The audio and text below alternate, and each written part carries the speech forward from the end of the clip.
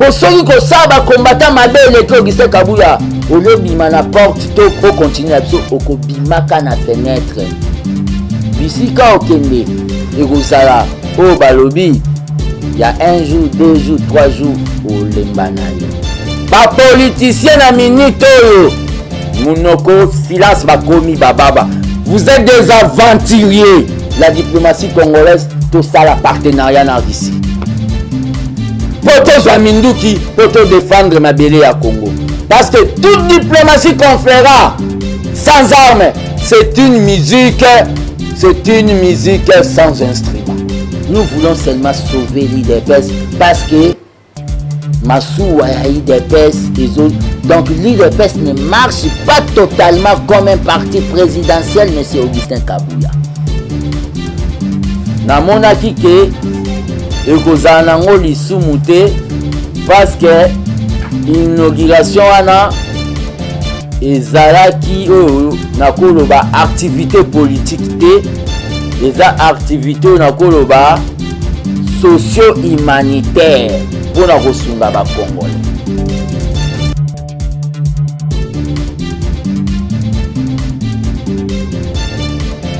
On a promis, ceux qui sont au pouvoir ont promis.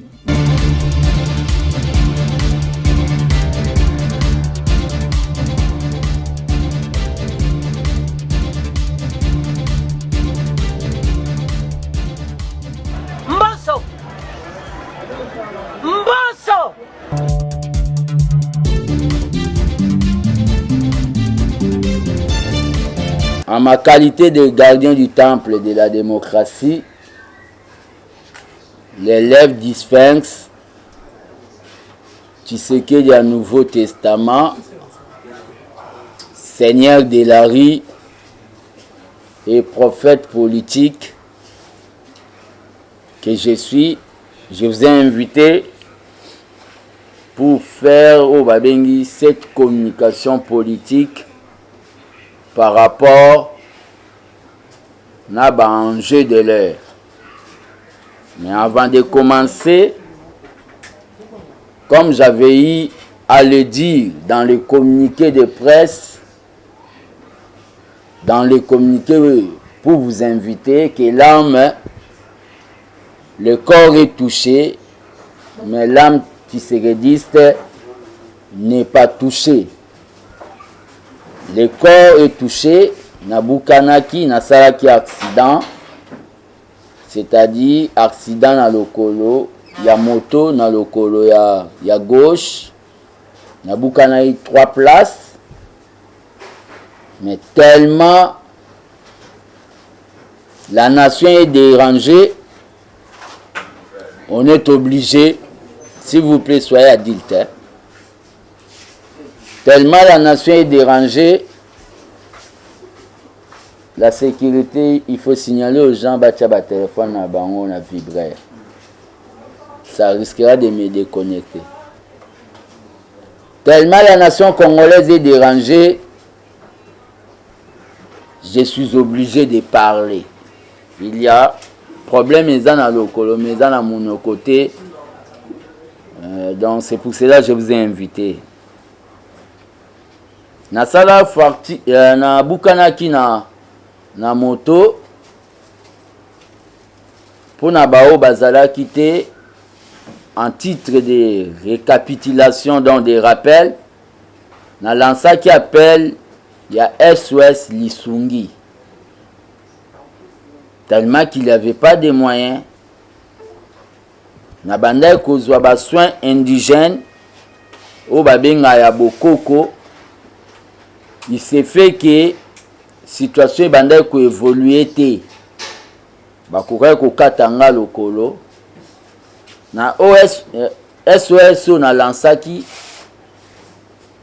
est tombé que l'un des membres de la PPRD,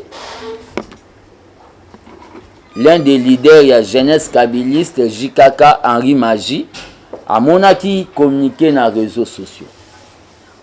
Comment on a monaki communiqué dans les réseaux sociaux? Batumsu ba monaki ba zapaki. Le même jour que j'ai diffusé abengaki nga alobi ayaki kotala ngai. Koya kotala nga tozwaki photo, akendaki, et la photo était publiée pour ezalaki o babengi visite de courtoisie, visite de courtoisie humanitaire. Kokendaki vers 20h ayo kobenga nga alobi azosolola na Maman Olive Lembe Kabila pour bazwa nga en charge pour ndenga moneli eta ya lokolo bakokata yango. Et puis si a tenté que soit Maman Olive, vous savez, dans les entourages, il y a bateau, baebana, il y a toujours eu au babenga extrémiste, le dur, bateau amité mamabe. Il y a eu quelques bateau balobi qui ngana finga ka Maman Olive, qui a sali sangate. Mais il s'est fait que nandenge baloba kiana. Et Henri Magie a percé à Zui Maman Olive, qu'aux Zui Maman Olive, et Maman Olive a demandé à son mari, qui est M. Joseph Kabila, le président honoraire, et son mari a autorisé à ébicier à Solana Bakonzi à parti. Et Maman Olive a consulté Bakonzi à parti. Parce que moi je suis un acteur politique, Bapé Saé, appréciation à Bango. Et ça dit que M. Nehemi et le secrétaire permanent à PPRD, Ramazani, Sadari, Bapé Sa qui aval, pour na kenena, au babengi, bassoin, na chip, ya bibwa. J'étais allé dans Chip, j'étais pris en charge et j'ai eu à payer au Babengi 0 francs. Dans ma dernière conférence de presse, quand je suis sorti de l'hôpital, j'avais reconnu que mon parti, Bayaki Nao Babengi, assistance mais alaki na retard. Et j'avais remercié le secrétaire général Augustin Kabouya. Chose étonnante. Monsieur Basile, vous pouvez vous mettre ici. Chose étonnante. Chose étonnante. Monsieur Augustin Kabouya a sali sortie médiatique. Il a dit ce qu'il avait dit, mais moi je n'avais pas nié. Quand la main droite donne, ce n'est pas mieux que la main gauche puisse savoir. Dans la vidéo, ce qu'il a qui, même dans la conférence de presse, Maman Olive n'avait pas voulu que personnellement, ma fils Mouko, qu'on a les cas, na le bilango, le baïka qui n'a pas moine. Mais ndenge salamela batumisu miracle na Bible. Yesu abikisi aepse kolobate bato aba kokate mais bakendaka obeta lisolo. Par honnêteté, même Dieu pouvait me condamner. Na remercié qui Maman Olive officiellement na oba na art o ya salaki. Na remercié Maman Olive officiellement na acte oye à Salaki. Au nom ya ba Congolais o balinganga pe na au nom ya Asbel Nangai o na dirijaka armée de bâtisseurs tshisekedistes. Mais je tiens à signaler à l'opinion au moment où on a naza babeki pe na chaise roulante. Il y a des gens de mauvaise foi. Il y a des gens de mauvaise foi. Yves, tu peux donner une chaise au coordonnateur du Katanga. De la BT. C'est la chef.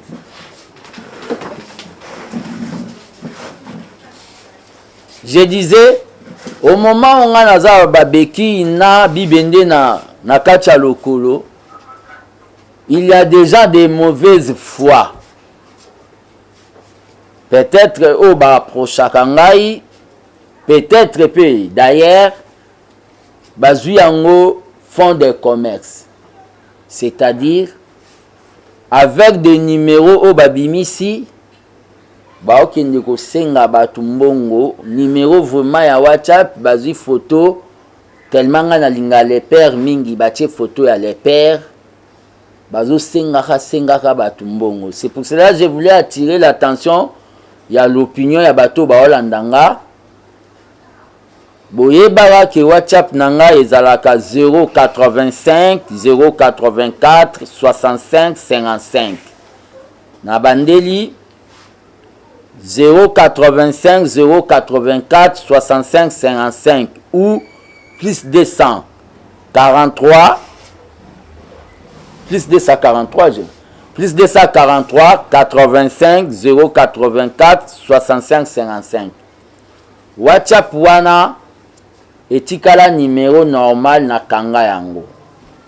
WhatsApp na ngai ezali 0 9 9 9 46 50 11. Wana WhatsApp na ngai officiel. C'est-à-dire 039, c'est-à-dire 099 94 650 11. Ou encore plus 243 99 94 650 11. Wana WhatsApp nangai. Il y a des escrocs oyo basi bazui bambongo ebele epa ya batu à cause ya likolo oyo ezana problème na bibende nzamba pambola bango, mais soyez prudent vis-à-vis ya batu oyo bazo sala malhonnêteté wana.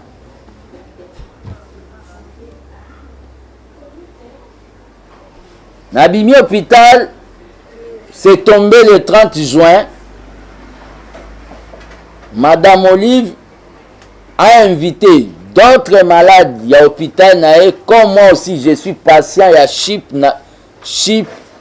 où les centres hospitaliers, Initiative Plus. Na inauguration lancement ya Chip Gombe na monaki ke ekozana ngo lisumu te parce que inauguration wana ezalaki oyo nakoloba activité politique te, eza activité nakoloba socio-humanitaire pour na kosunga ba Congolais.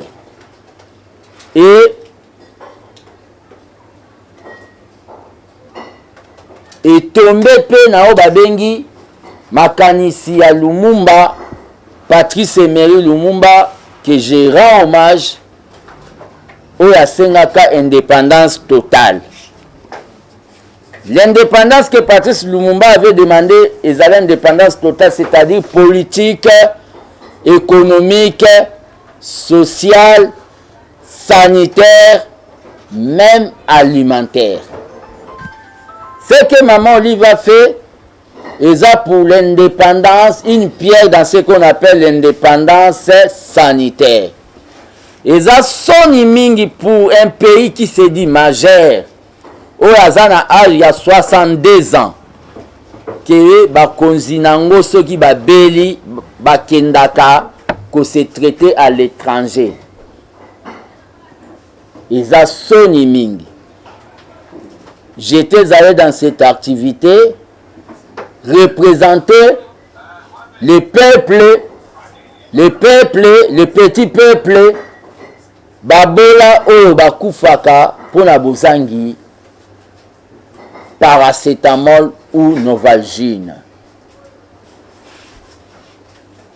Et j'ai félicité Maman Olive pour l'initiative wana. Le kolesa mina Gombe. Toko souhaité et ça la mape na Moamba et ça la mape na Funa Gombe. Je crois bien ça Lukunga. Le kolesa de na Changu.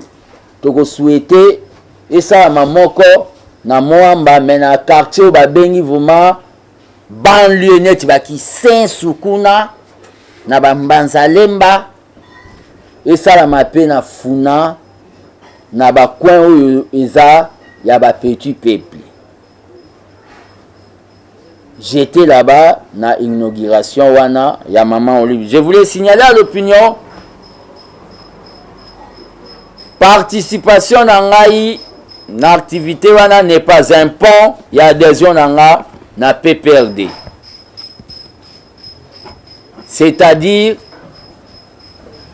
je reste et je suis dans l'UDPS avec l'armée des bâtisseurs tshisekédistes qui est un mouvement politico-social au sein de l'UDPS tshisekédiste où tozo benga na cette occasion ba combattants non fanatiques, ba combattants au bazana idéal, il y a les pères, c'est-à-dire le peuple d'abord. Ça c'était aux mis au point na sali par rapport na Makambouya Maman Olive. En rapport avec la libération, il y a monsieur Vital Kamerhe, ex-directeur du cabinet, il y a chef de l'État. Il y a eu des gens qui ont accusé la justice congolaise de 2 poids, 2 mesures, que la justice est politisée. Tant que prophète politique, TV Radio T, quand j'étais na Kendaka co-assisté na parquet à 4e mairie. Ceux qui battent la bonne mémoire, ba propos nange zalaki vis-à-vis à bandeko ya INC qui bozala agité. Vis-à-vis à bandeko ya UDPS bozala pe ba juge te totika justice sala musana mo. J'étais au centre. J'avais dit aux gens que ba fongo la porte tête na benemi ya division ya oba bengi cash plateforme oyo ememaki biso UDPS na pouvoir. Ezalaka na parquet bozanango na ba chaîne na bino. Aujourd'hui, M. Kamerhe est libéré par la justice acquittée. Batoubaza, comme Koloba, que la justice est politisée. Aujourd'hui encore, hier, l'herbe condamné qui est, c'était acharnement. Le loba comme Koloba, la justice est politisée. Mais Batouba Bossani que Mbemba, Jean-Pierre Mbemba, Laurent Gwargo, Bazwaka acquittement après beaucoup des années na CPI, pe mokile CP laka. Donc acquittement ya Laurent Gwargo na Jean-Pierre Mbemba ndebo CP laki. Ya Kamerhe la justice est sali péché et commis au babengi politisé. Tous alors au babengi honnête. Tokei na au babengi na niveau ya étranger.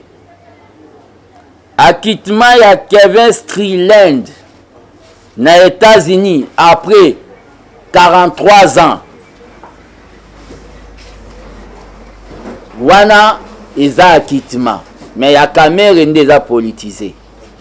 La position de l'armée des bâtisseurs tshisekédistes. Ils ont eu sa opinion. Si le président trouve que nous pouvons atterrir en 2023 avec M. Kamerhe comme Premier ministre, nous allons toujours, parce que le président Yendaza n'a pas le pouvoir de nommer ou de révoquer. Nous n'avons rien à dire au président et nous n'avons pas de leçons à lui dire. Wana eza par rapport à la situation où il y a une polémique na Makambouya au Babengi Kamerhe. Avant d'aller dans Babengi santé à partir de l'UDPS, Nazolinga le belana nous eloko ezo déranger tous les Congomans. C'est-à-dire décision du Conseil de sécurité. Ici, je parle comme combattant de la liberté, seigneur de la rue, Amataraku Fanzulu, qui veut dire l'homme qui est prêt pour les sacrifices. La communauté internationale. Les politiciens congolais aujourd'hui bouche bée silence absolu devant la décision inhumaine. Il y a Conseil de sécurité, ONU, au MONUSCO, bilan nango eza négatif, tina nango tozomona lisusu awa na Congo te. Ce sont des coopérants, c'est de la babengi distraction pire. Je parle comme gardien du temple, l'élève du Sphinx. Bilan négatif pendant beaucoup d'années, la MONUSCO. Pour nga MONUSCO, il fait kende. Conseil de sécurité, la France, 10 pays à des occidentaux. Oh, pour na Ukraine, bango tout bazo kota baranyo bazo tchana bambongo.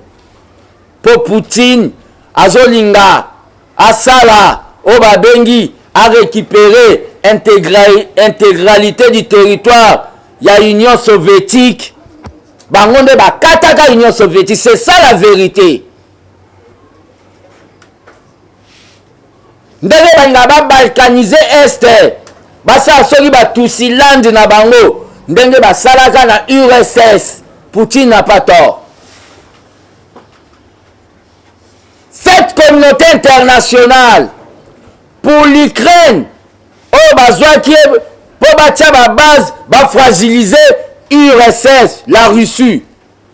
Bazo cotiser bambongo, mais la guerre il bandika lelo, mais il y a biso des milliers de morts. Communauté internationale.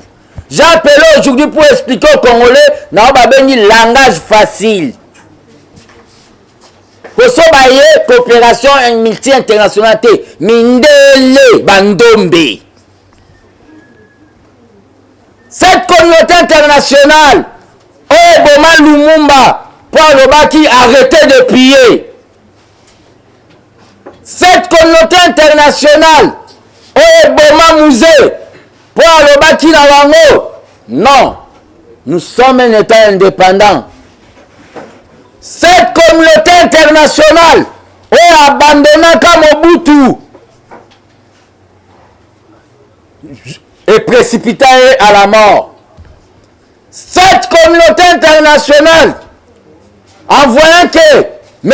Joseph Kabila voulait coopérer avec la Chine, parce qu'à Jijaki, coopération, la Banque mondiale, na FMI, les institutions de Bretton Woods, non fécondes, c'est-à-dire Banda Kobo de l'autre côté, cette communauté internationale, oh Inaki Kabila, cette communauté internationale, bakena conseil de sécurité basaeli fati likita ba Congolais il faut baïba ba pays wana ba politicien na minute oyo munoko silence ba komi bababa. Vous êtes des aventuriers,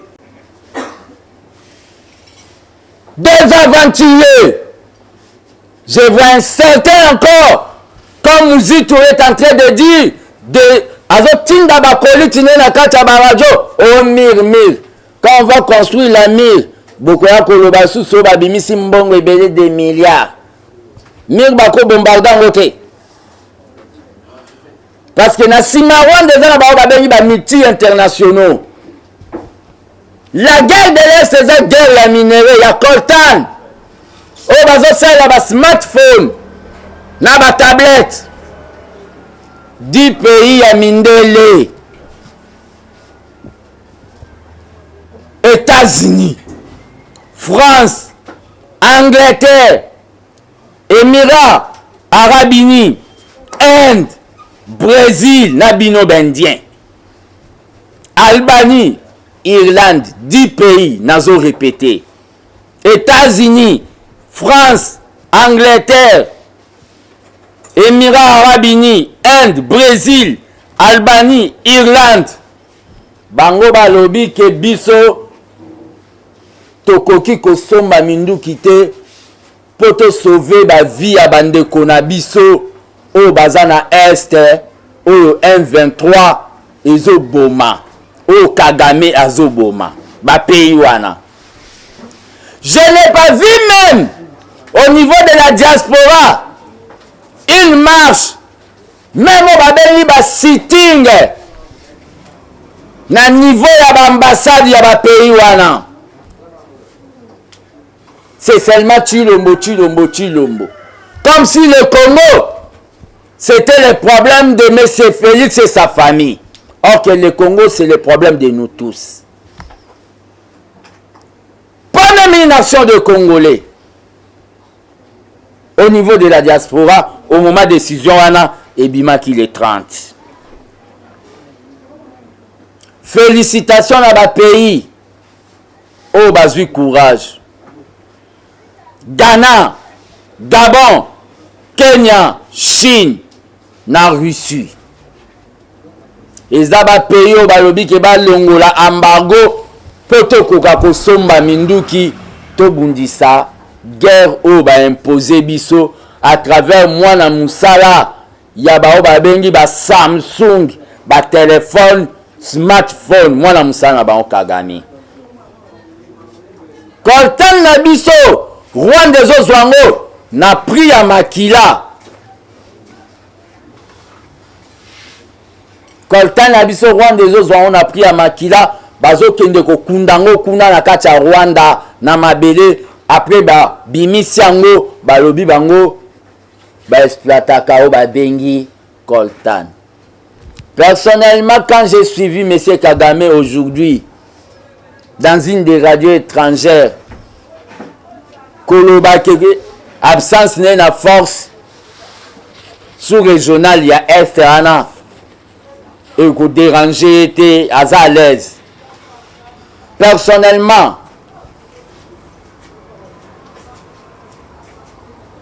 si j'étais pembe na mokonza mboka alingaka kende o babengi rencontre ya Luanda te.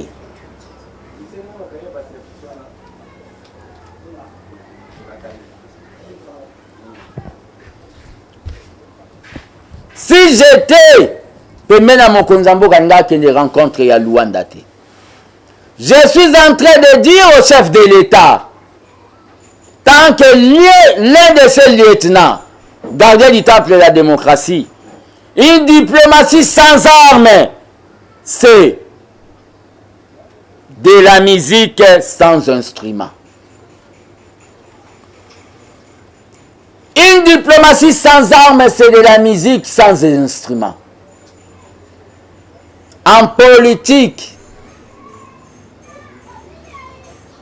pour Mouninga respecter, il faut peser. Bachebiso embargo. Bachebiso embargo. Ce n'est pas au président de la République maintenant, à lui seul, de tourner au Babengi la page des États-Unis, de France. Malgré il a fait au Babengi la diplomatie, il a expliqué la situation à Congo, mais ba Monika ka d'intérêt na bango, il y a ba richesse na biso. Même Monseigneur Ambongo a dit que le président de la République a fourni beaucoup d'efforts. Mais Batouana balakisi que Makila, l'océan du sang ya Congolais, c'est rien par rapport à Koltano Bazoyi Bana Est. C'est à nous maintenant, comme Tshisekedi le Père avait dit, nous devons nous prendre en charge. Nous, les peuples souverains. Le peuple souverain doit se prendre en charge en sortant dans des rues de la République démocratique du Congo. Et je lance cet appel.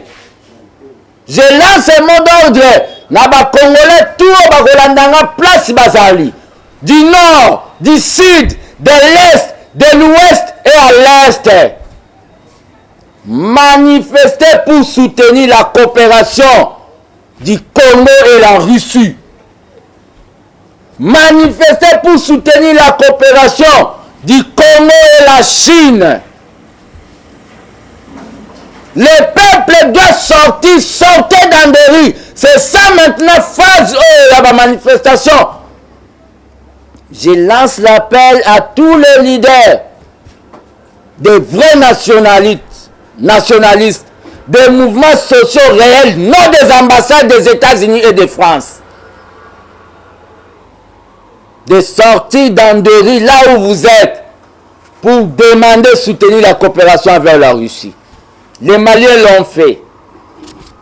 Les Burkinabés l'ont fait. Les peuples, vous devez soutenir maintenant que la politique du Congo, la diplomatie congolaise, tout ça, la partenariat en Russie. Pour te défendre ma belle à Congo. Parce que toute diplomatie qu'on fera sans armes, c'est une musique sans instrument. Qu'advienne que pourra.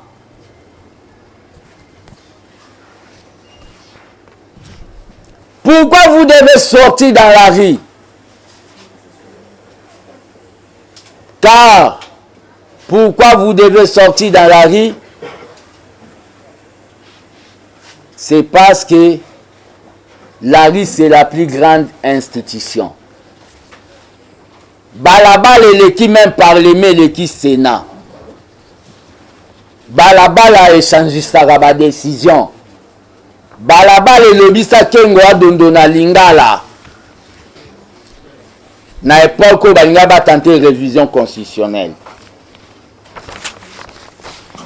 Ça c'est par rapport na makambu oyo etali embargo. Bazami te mama be mindele wana. En rapport avec la santé de l'UDPS, pour Nassilisa. Nalandaki avec beaucoup plus d'attention. Matinée politique, Oyo. Monsieur Augustin Kabouya, le secrétaire général de l'UDPS, à Salaki le dimanche 3 juillet. Na permanence à UDPS. Jugement nangai na landa kiango du début à la fin. Jugement nanga ezaboy. C'est avec beaucoup de regrets que matinée politique Oyo Augustin Kabouya za comme animateur pe Oyo azalaka kaka comme animateur ezaka ko babe une matinée politique de justification. Il se justifie toujours. Il est saint, il est parfait. Augustin Kabouya, c'est un homme d'amour. Dans la matinée politique.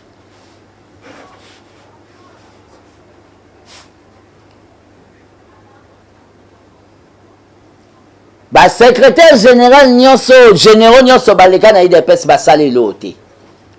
Augustin Kabouya yende le spécial. Yenda zo sala. Donc Moutanda, docteur Pongo ya liboso sale lote. Adrien Pongo sale lote, docteur Pongo.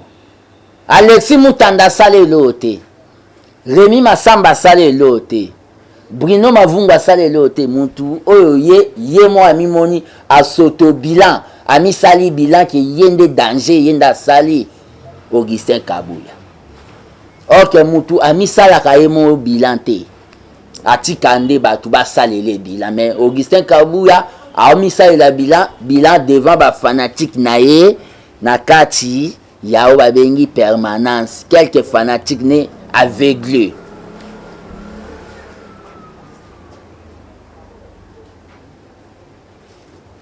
Alexis Moutanda aza parmi ba secrétaire général o ya tsakutu mbongo nemo pona okende ko implanter ko actualiser donc ko redynamiser IDPS na ba fédération a salé loté Rémi Massamba aza l'unique secrétaire général o alongwa samba tuba bunda samba swana l'air Tshisekedi a epsi na zone nommé mususu ya aloba oui papa na yo bossa na pe o babengi Germain Chabani o asali saba jeudi saint Germain Chabani pe asale le côté donc Augustin Kabuya yende asala et loko donc yende fin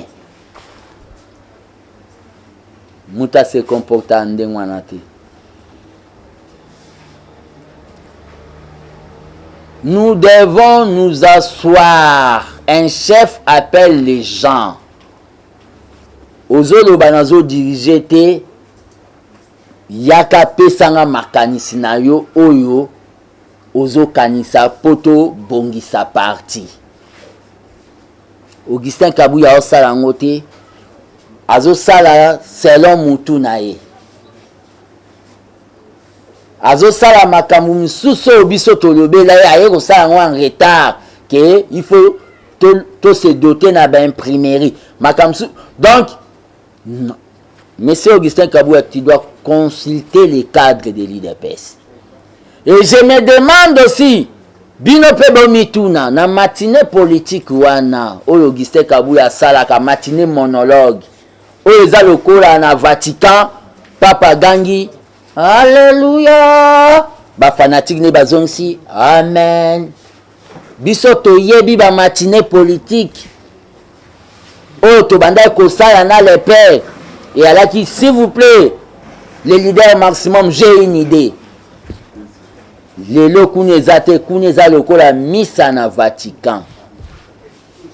Augustin Kabuya tika ba justification.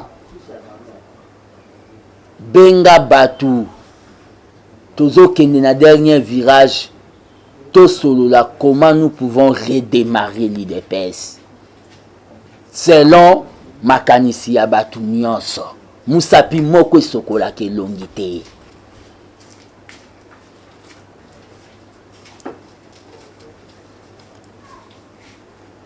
Ça ne sert à rien qui bonga yo komi beta tolo, ça ne sert à rien.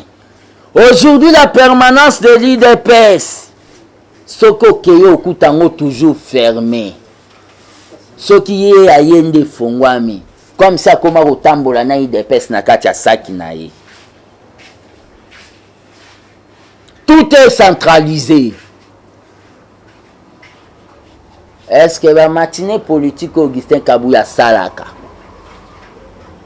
À côté de la réunion à présidence du parti, ba décider que bakolo baboy to auta nanda kune l'air à la muta bimi na chambre place bala la raina moi sinae ba moi lobby matinée politique batune ya internet ou apé ça ba unité ba continue les CG parlent. C'est comme ça qu'on dirige un parti politique. Pour tenir une communication, on doit réunir la présidence du parti. C'est ça selon les pairs. Nous ne sommes pas tes ennemis, Augustin Kabuya.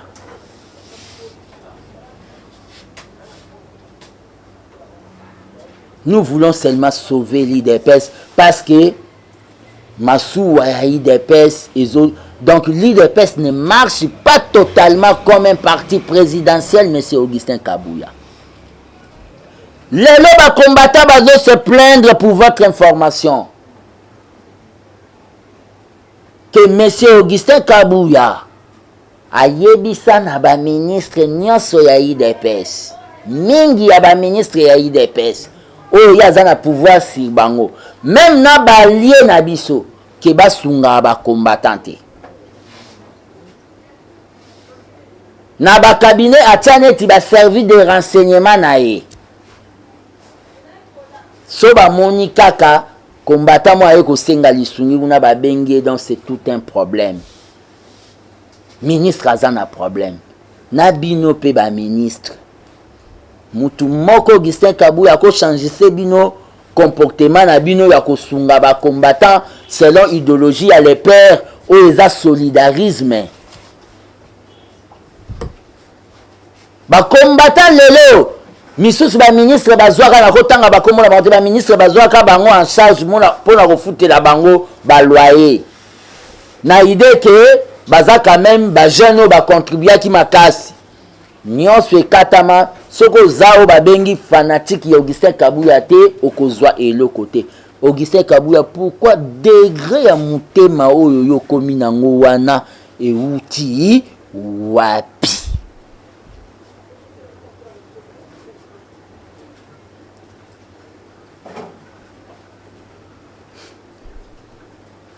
Cherchez à rester à l'IDPS comme Moutanda. Cherchez à rester à l'IDPS comme Jekmen Chabani, comme Rémi Massamba. Ne cherchez pas à sortir par là, la fenêtre comme Kabundi. Pour ceux qui savent combattre ma belle et Augustin Kabuya, au lieu de la porte, au continue au kobimaka na fenêtre. Bisika okende, et Rosala, au balobi, il y a 1 jour, 2 jours, 3 jours au Lembanayo. Ça, c'est en rapport avec Augustin Kabuya. En rapport avec l'arrestation des parlementaires debout, interdiction à Parlement debout. Bakoki kozwa infraction président ya Parlement debout moko salaki ba bambango na o ba bengi ba Parlement debout nyon sauté. Ça je le dis et je le réitère. Mutu moko asali mabe bo interdire. Bo sali nde o ba bengaka bouclage na ba Parlement debout eza neti bo sali bouclage. C'est pour cela que je suis en train de dire aux parlementaires debout de ne pas accepter mesures wana. Les mesures unilatérales et antidémocratiques. On ne peut pas interdire aux gens le droit de penser. On ne peut pas aussi amener des gens directement à Makala, à la prison centrale, sans être jugés. Naba président de la Parlement debout, oh ba finganga, baza emprisonné. Na minute où je demande libération na bango. Kobandana Gilles Moniere. Pati Tumba, libération na ye. Parlement debout ezali, oh loko, Tshisekedi le père a créé ka innovation na lutte pour la démocratie. Oh ba Joseph Olengankoy, babanda ko tambola na o ba bengi voiture décapotable ko sala réarmement moral pendant tous les jours. Boko ko ya ko bomangote monsieur Aselo. C'est une décision antidémocratique. À cet effet, tant que gardien du temple de la démocratie, et belé boyebi que en matière d'argent, je suis honnête. Botinda ba $1 pour Fati, muta réclamate. Botinda mbo on appelle sa papa mon a parlement debout lokele rai o jeune vimbaka. Bo monande na pesa mbongo. Botinda mbo on appelle sa combattant mo handicapé na parlement debout ya président Neville. Ba image eza na ba réseaux sociaux. Na époque à Tshisekedi le père. Eza makambo Augustin Kabuya babosana. Nazo lancé à ce moment où babengi chaîne de solidarité na ba parlementaire debout nyonso bazali arrêté. Poto bandeni ko soutenir bango, poto maintenir moral na bango na ba prison. Le parlement debout c'est partout dans le Congo, même à l'Équateur, partout dans le Goma, même dans le Congo profond. Il y a des gens qui sont arrêtés. Nazo lancé une chaîne de solidarité, c'est-à-dire oyo zanango otindi na numéro nanga oyo ekokome la bango. Pe nazo benga ba président ba parlement debout o ba koti na clandestinité na kobombana. Ba ya poto mettre o ba bengi comité de gestion ya assistance ya batu poto assistara ba Gilles bato ba kangi bango po ba boya ki kabuyiste. Poto assistara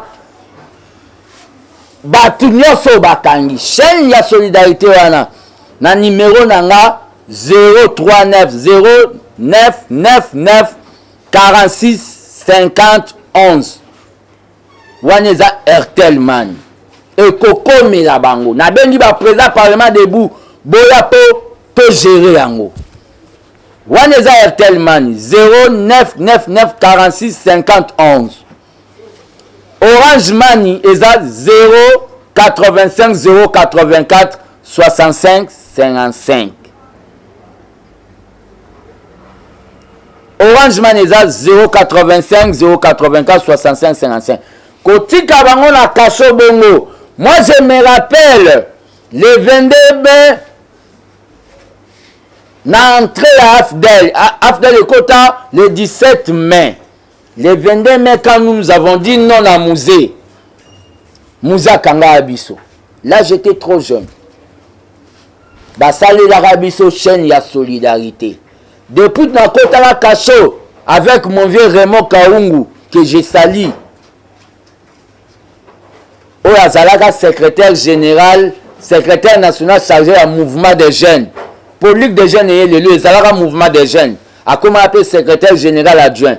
Tokota kana bango kaso mais ya zwaka réinstallation en Norvège. Totikala kolia biloko uta na ndako na biso te. Nyonso ebanda kolambama et pas maman Marthe. Mutabanda ko kotikela biso ezalaki national. C'est-à-dire biso ba combattant le président du parlement debout avec les femmes de détenus, nous pouvons nous organiser maintenant pour assister au babengi ba combattant la biso au bakangi pour fragiliser l'IDPS. Le parlement debout, l'essence de l'IDPS, c'est à cet instant auto que na dernier virage nde bozoya kolingabo kangango o kindokite.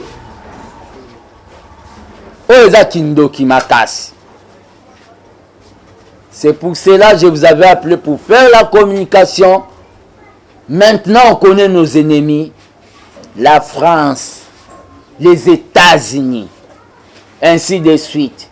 Une diplomatie sans armes est une musique sans instrument. Le peuple doit se mettre debout. Nous devons lancer les actions de rue pour amener le gouvernement à coopérer avec la Russie et la Chine. Que vive l'armée de bâtisseurs tissékédistes, que vive le Parlement debout, que vive la République démocratique du Congo, un et indivisible. Je dis, je vous remercie.